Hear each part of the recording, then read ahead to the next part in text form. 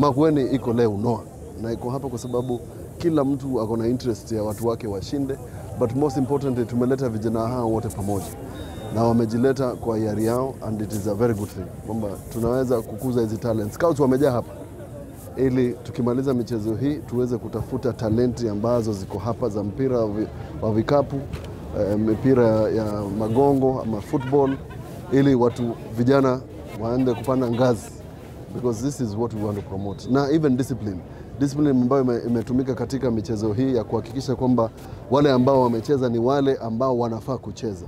Tumehakikisha discipline hiyo inafanyika Makueni kwa sababu tunajulikana.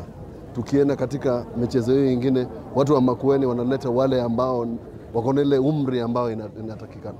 The Sports Council zile ziko katika wards na wamevaa jezi nyeupe, wako hapa wote. Ndio wanatusaidia even in the identification of the players. We rely on these people. Ndio wanatuambia huyu si mchezaji, huyu ni mchezaji, huyu anacheza.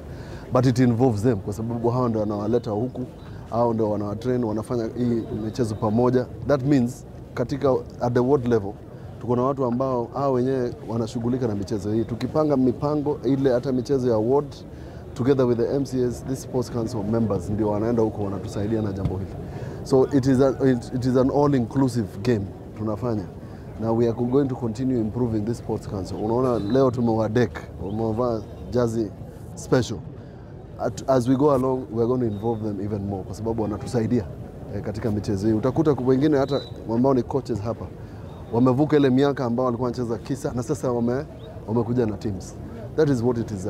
They are also our first identification of talent. Hao ndio tutatumia kutuambia na kututafutia zile talenti ambazo sisi tunazitaka. Asante.